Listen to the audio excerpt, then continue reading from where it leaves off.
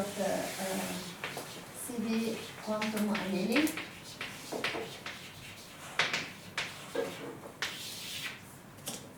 Do you remember that we talked about quantum annealing with qubits, where you start from a certain Hamiltonian and you want to solve an optimization problem? So you encode the solution of the optimization problem in a final Hamiltonian, and then you evolve slowly the parameters, so to reach the ground state that encodes the solution at the end of the evolution. So far the course has been device independent. So and especially my continuous variable part was really about A and A dagger, annihilation and creation operators for bosonic modes that can be anything, optomechanical or microwave or like optical. Now instead we specialize to a proposal that was by Lecture2 et al. It's a nature communication 2017. So where here is specific to microwave. It's a microwave implementation. And Pontus has done his master thesis on this, so he's very expert, and the notes are totally copied by Pontus' thesis. So what we have is a so-called Kerr nonlinear resonator.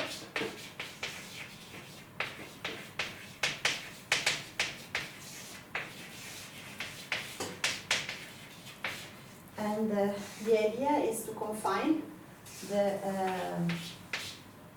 microwave field in a cavity that can look like this, so that the radiation is quantized. And so the corresponding Hamiltonian, what we are going to do actually also is to couple such a resonator to a Josephson junction, actually to two Josephson junction in a squid loop configuration. I believe that in other courses you have been studying squids and Josephson junctions. So I will not go into the details of that, but I will just write what the setup is. So here we have a squid that has an external flux, and then here we have, so these are λ/4 cavities.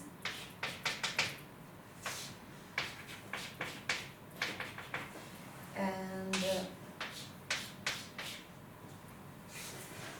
so in the rotating wave approximation, the Hamiltonian that describes this system is the following. We have a quartic term. So this is also called the Kerr term. Then we have a two-photon pump.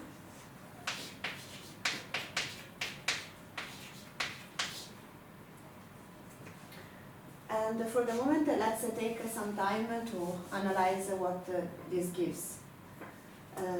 So then let me write here the ingredient. Yeah.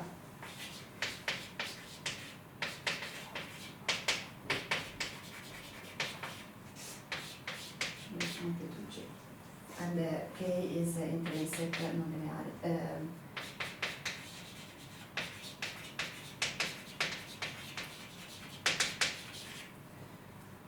So this Hamiltonian is also possible to rewrite in another form that makes apparent what is the ground state.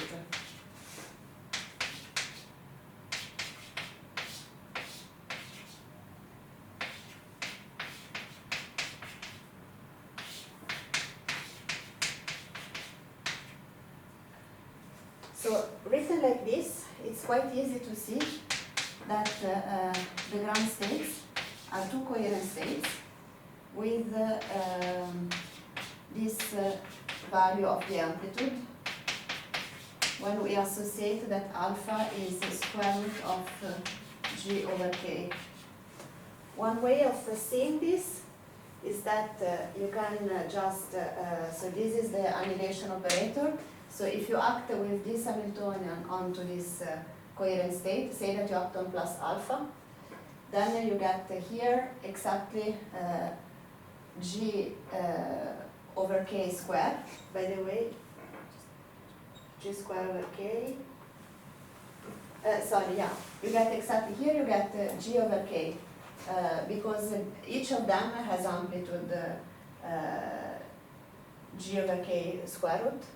So if you act twice, you know that a alpha is equal to alpha alpha. So if your alpha is equal to square root of g over k, when you act twice, you get g over k. So here you get g over k, and then this gives 0. And so you only get this term g square over k here. So this eigenvector equation is satisfied. What does it mean? In particular, it means that you can use these two states as two logical states to encode a qubit. We can identify that minus alpha is your 0 logical, and alpha, so in blue,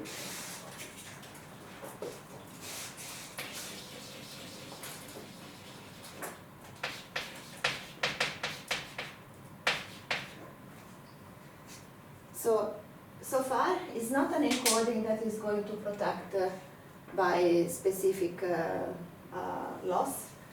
One thing that is just extremely convenient for what we want to do, as we are going to see, namely for this quantum annealing proposal. One thing, though, that I would like to show you is that there is some kind of built-in robustness by the fact that these coherent states are eigenstates of the jump loss operator. By the way, one other thing is that they are not entirely orthogonal. You know, for two qubits, for one qubit, you would like that 0, 1 is equal to 0. Here, 0 and 1 is almost equal to 0 if alpha is large. Because the overlap is the overlap between minus alpha and alpha, which are not exactly orthogonal. But when this g over k is large, then in practice this is almost 0. And as I was saying, they are eigenstate of the annihilation operator, so they are kind of robust. Oh, I forgot to turn this on. They are kind of robust for photon losses. And in particular, you can see that if we have a photon loss, it's not going to couple 0 and 1. So this Pontus calculated in his thesis that the one logical. So if you calculate this, it can be for of the order of 10 to the minus 5 for alpha equal to square root of 3 minus of alpha. So if you lose photons, you are not going to have bit flips in particular. Okay, there is a more rigorous calculation in Pontus thesis that shows that the steady states of single photon losses are these two coherent states. So they are quite stable. Then using this, what are we going to do? So far we just decided unencoding. We didn't do anything. What we are going to do is to add a single photon pump or a single photon drive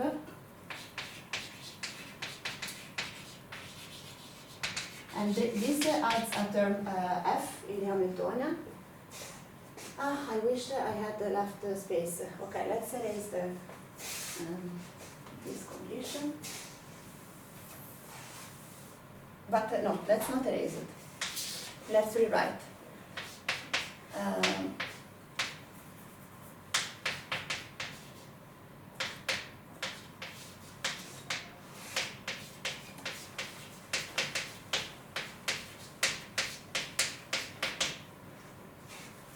So this is a single photon drive. What does this do? basically, if F is quite small, so now the eigenstates, 0 logical and 1 logical, are going to be a little bit displaced by this value. So in particular, the plus minus alpha that satisfy the eigenstate equation is not anymore this, but it gets a little bit of a correction, and this becomes plus minus the square root of g over f, g over k, plus f over 4g. But in the assumption that f over 4g is much smaller than 1, this is more or less still our ground state. So we assume that we have a weak drive,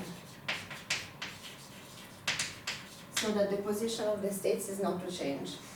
However, there is a separation now in the energy that we are going to write, which is the difference between the two. They are not degenerate anymore.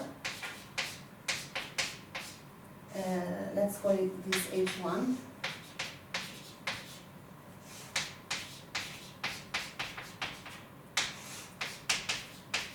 So this is 4F alpha.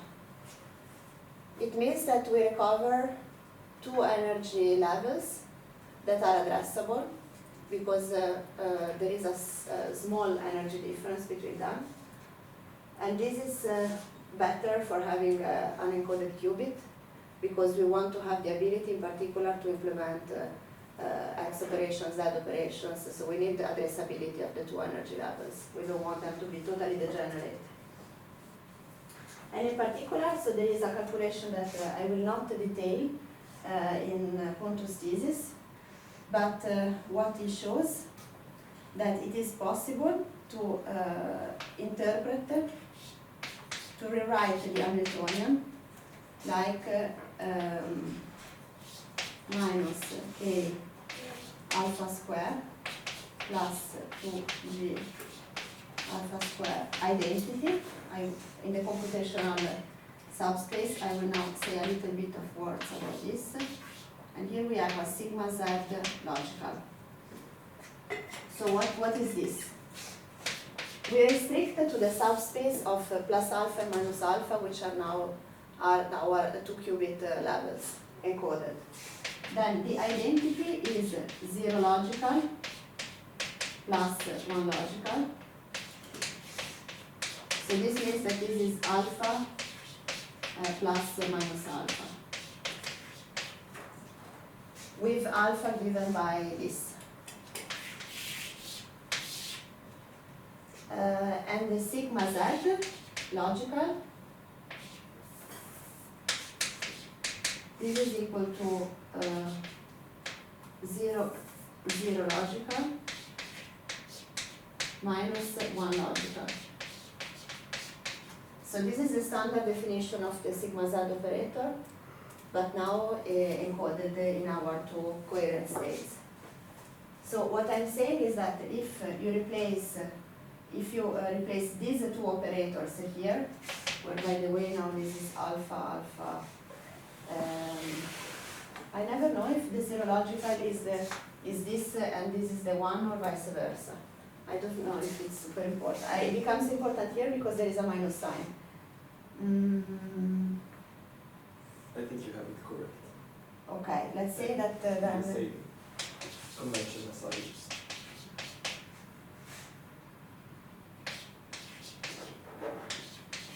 Okay.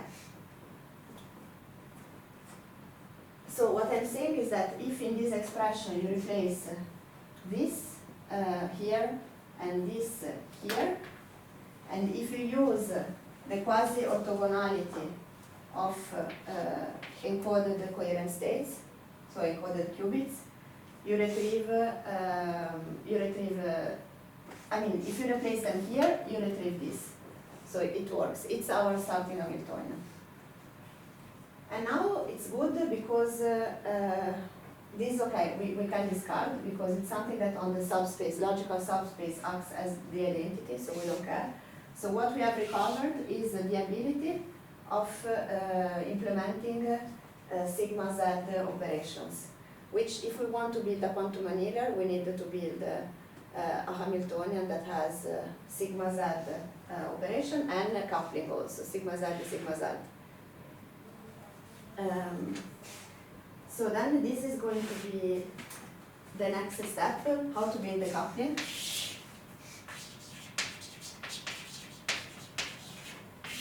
For this, we use a kind of beam splitter type Hamiltonian that is implemented by coupling capacitively to such a kernel linear resonator. So I take two of these boxes.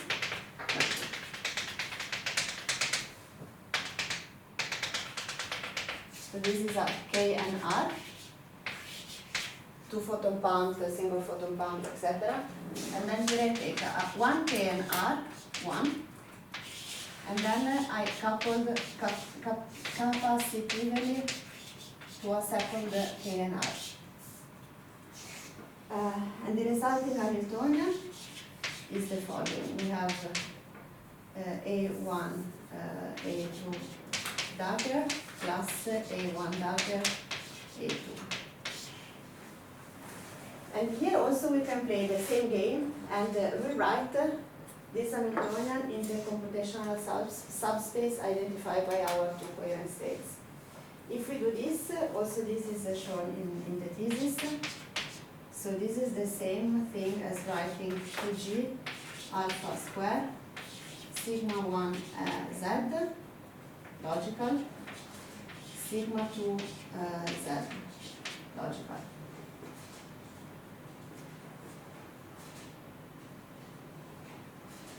And now we have all the ingredients to write an Ising Hamiltonian.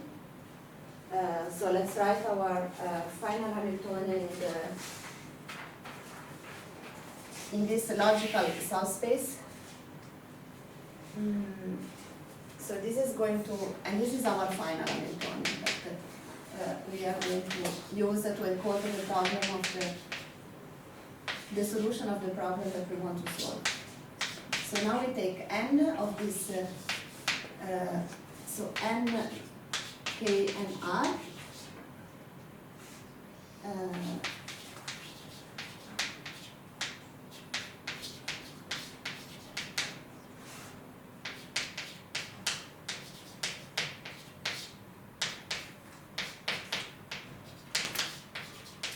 Each of them is driven with a certain drive.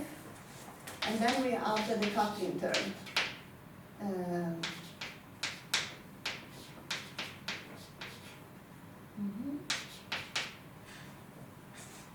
Okay, this is only equal.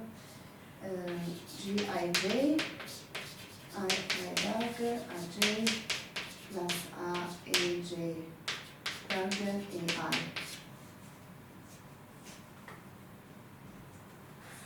And this is very good because if you remember how the Ising Hamiltonian were looking like, there were Jij terms, that were the coupling terms, that here are, we can identify them with this minus 2 alpha Gij. Maybe, yeah, because I should have written again in the, so the minus alpha comes from here.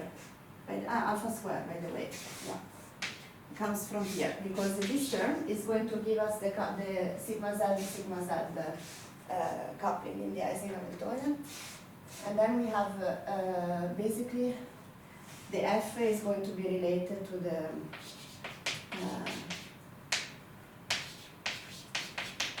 the single local magnetic fields. Maybe I could write also to remember the Ising Hamiltonian. Yeah. So we had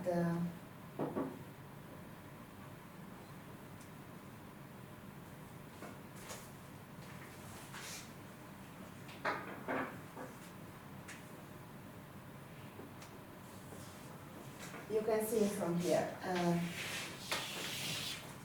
We have been writing that.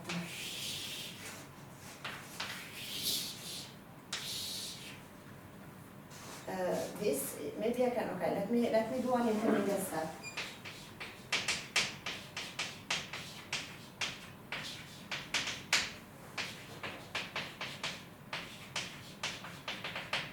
I will add the intermediate step also.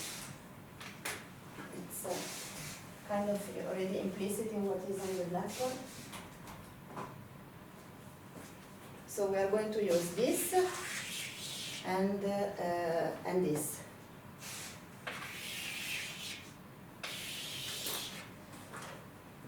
And I could use different colors. So this is our total Hamiltonian, and we have seen that this part is equivalent to a sigma z type Hamiltonian, because this part of the computational subspace is identity, so we don't care. So then this gives rise to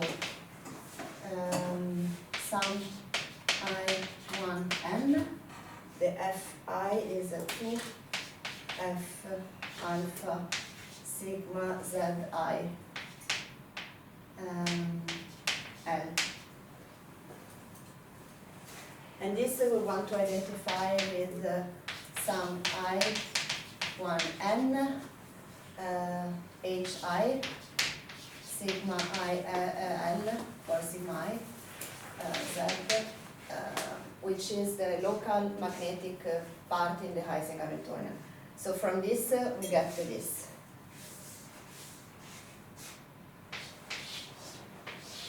And on the same hand, on the other hand, we had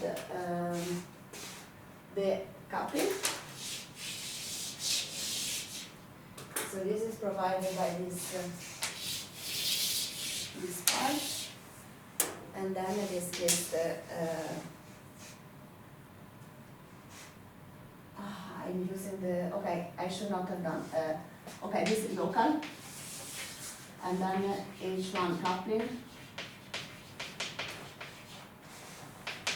and this is the sum from from 1 I j to n of this, so if you write it like this, j I j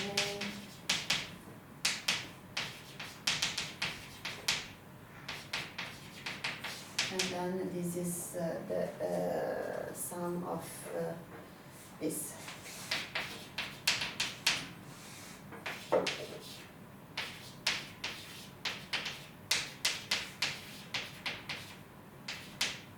From which we conclude this.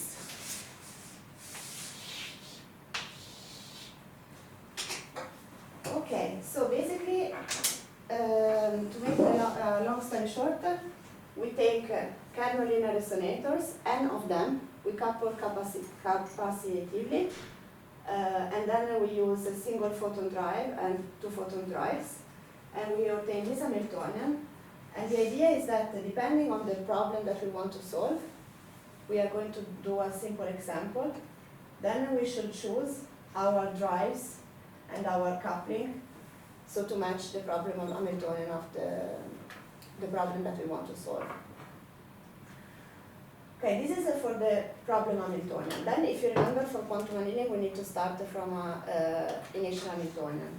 So what they do take as an initial Hamiltonian, and here it should be anything that doesn't commute with the problem Hamiltonian, but it doesn't matter anymore that is, it has some encoding in terms of coherent states. We can a little bit forget about it. So for initial Hamiltonian, so this is our problem Hamiltonian.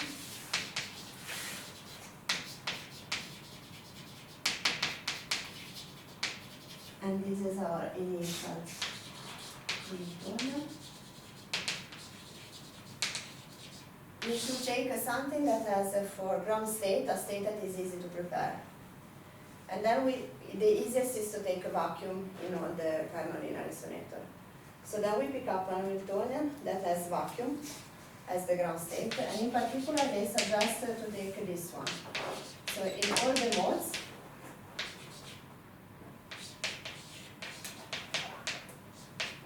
we have the number operator, of which, of course, the ground state is the vacuum.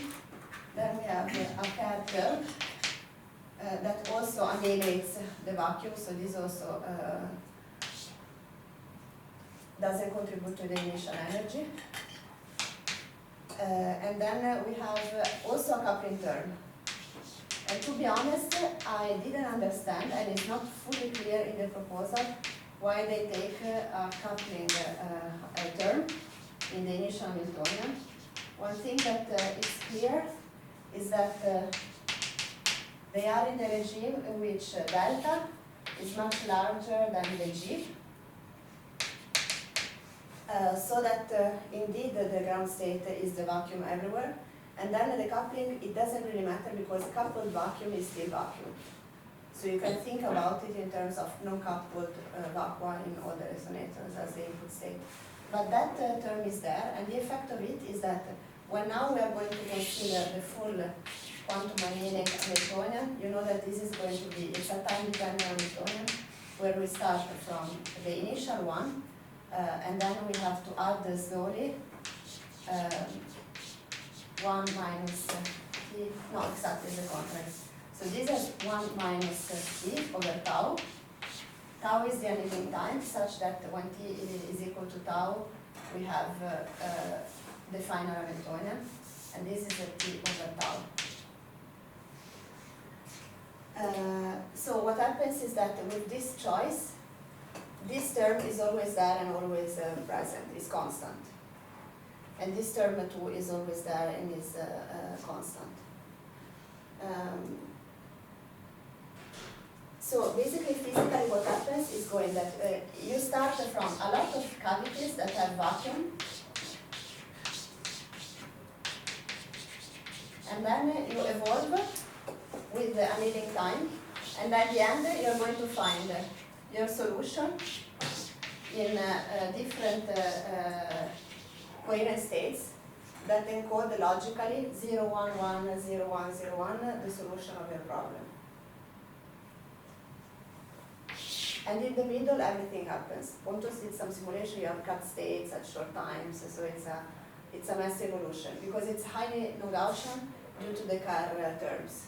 So it's non-trivial. It's not just that this blob here goes right or left. It's much more complicated, the dynamics of the cavity system. I just wanted to conclude with a simple examples that is revisiting the subset sum problem that was a specific. Do you have questions?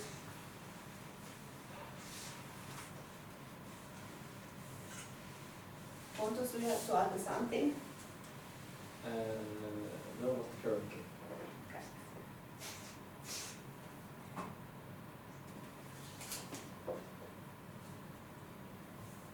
So then we can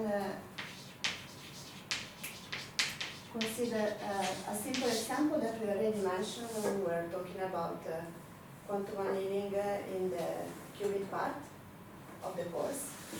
And here, in particular, you can take the case where the specific problem, where, for instance, you have, let's remind what it is.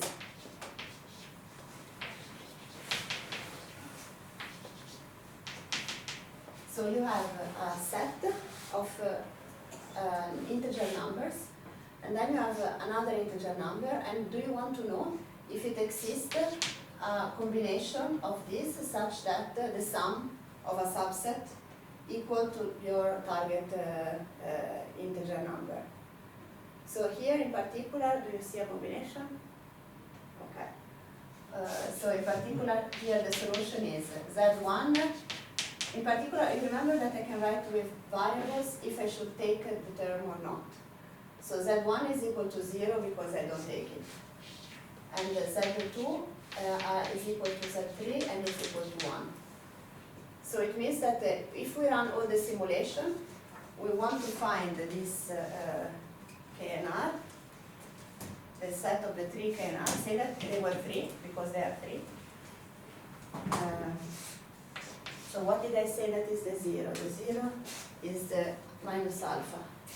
So we want to find them in minus alpha, and then alpha, and then alpha, which is the value of the binary variable, z1 equal to 0, z2 equal to 1, and z3 equal to 1.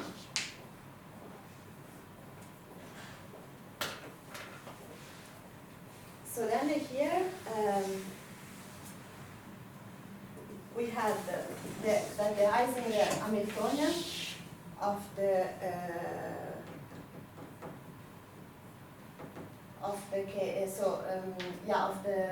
problem basically had we have to identify. So let me write. I finally didn't write the Ising Hamiltonian somewhere.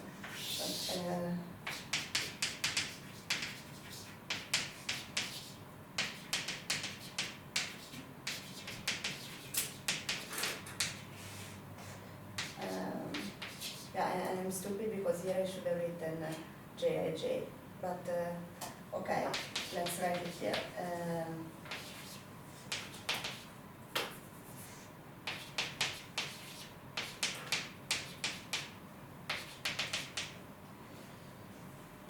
Okay, so here it's clear that also we had that the expression of the problem then was to take a cost function that depends on these binary variables that clearly must be the sum over I equal to 1 to n I zi minus m squared for the zi that belong to 0 and 1. This is clear because we want that the sum of the subset that we pick is equal to the target number, and this variable tells me if I should take each element of the subset or not. So then if this expression is 0, then the configuration of zi is the solution. So this works as a cost function. And from this we had already written what was the Ising Hamiltonian in terms of the Jij and of the magnetic couplings.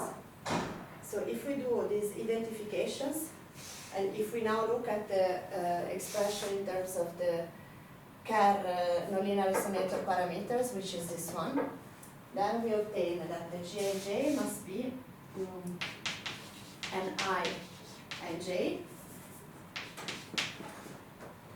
and the Hi are 1 over 2 sum Nj minus m J equal to 1 to m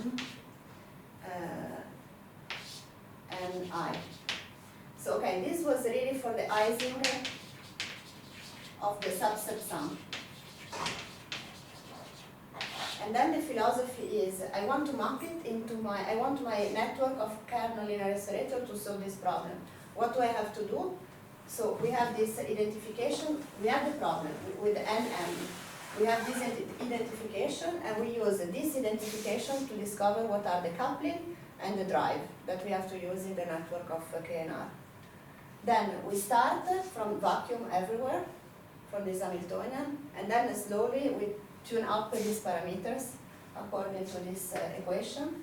And then at the end of the evolution, if we do the evolution slow enough, we have a good hope to reach the ground state that, as by this definition, has exactly the KNR in the right position. So then here you do a homodyne detection in the quadruple Q. You see that if I measure Q here, I get basically with a very, very high probability, if the state is here with a very, very high probability, I get a result here, because this is a coherent state. It has a small probability that I get something here if the state is minus alpha and vice versa. So the homodyne is a good Pauli measurement in this case with this encoding. Then I measure and I discover the solution of my problem. So this is the philosophy. And Pontus did some simulation where he computed exactly the success probability. Of course, it's not one, because you will not do this in infinite time. So it's, you can excite higher levels. But it was, yeah, with this time model and few nonlinear resonator, it was successful, the quantum annealer, to solve this problem. One thing that I wanted to comment is that in terms of experimental implementation, typically you will always have to have the same problem, that interesting instances of problems will be very connected. So this GIJ will have specifically often an all-to-all connectivity. So then here you would have to all-to-all connect a network of kernel linear resonator, which might be very tricky. So what they propose to do in this paper is to use embedding, like I already in the course didn't remember exactly the name, but this time I think I wrote it.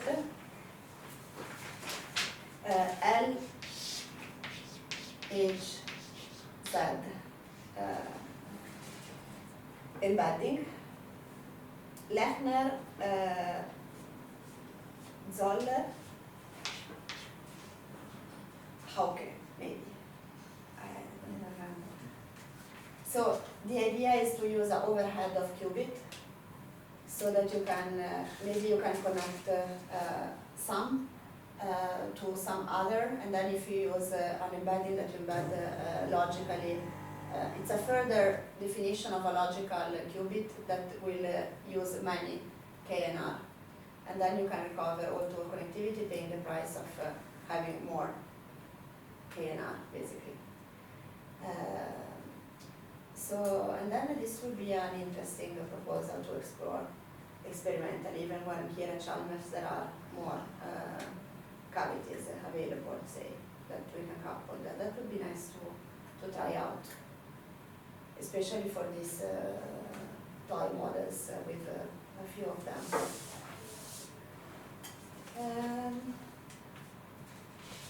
Yes, do you have questions? So this versus what we're doing in Chalmers, what's the advantage or disadvantage? The quantum annealing is another heuristic. So at Chalmers, actually they don't exclude to do this. They have both tracks. They have the qubit track, where they plan to have 100 qubits in 10 years. And then the cavity track, where they plan to have 10 cavities coupled in 10 years. So we would have 10 kernel linear resonators. Okay. It's also, both are in the plans.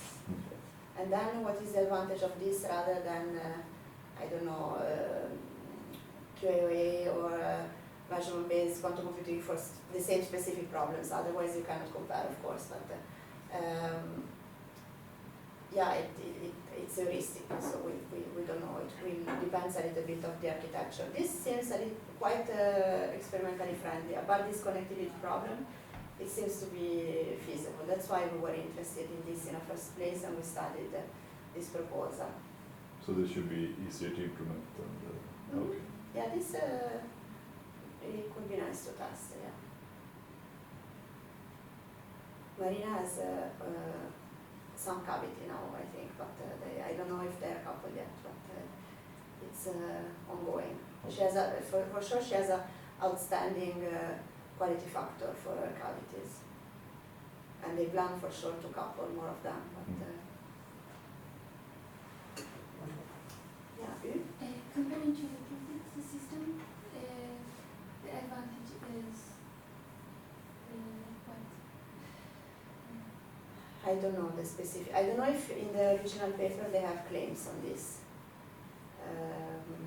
Is that we don't need, we can possibly use this small number of the modes to do the error correction, because they don't indeed they don't do. This seems to be quite robust with the dominant, with respect to the dominant sources of noise, which are photon losses. Because, for instance, these are the eigenstates of the loss operator, say of the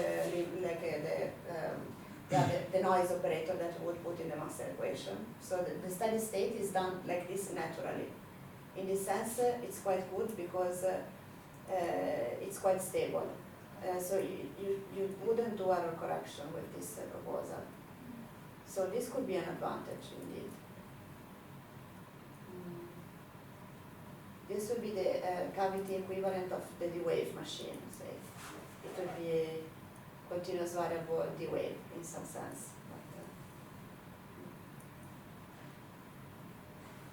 But we don't know, it's a good question. It's just one other way. Other questions? One quick maybe. Does the noise scale with the number of resonators as well in this? No. Okay. No, it's a single independent, so the relatively good noise model for this KNR are single photon losses from individual resonators. It's Okay. the way dominating source. It dominates all the rest. Okay. So then it's not, it doesn't scale bad with the coupling. The main challenge is the connectivity. Okay. Okay. Otherwise, it has been a pleasure. And I wish you a good last week, of course, next week with Anton. And we will send out the exam on the 8th of January. We will have 1 week. It will be a handy type, again, like a Google Poll type. This time I will hide more resources. And if you later will have any feedback for how to improve the course, next year it will become a master course. So it will be any input from you on how to improve will be very helpful, because it was the first time for us, so there is probably big room for improvement, and we might send out also a poll with the exam maybe that, or later or before, anonymous, where you can send in comments. Okay, then thanks a lot.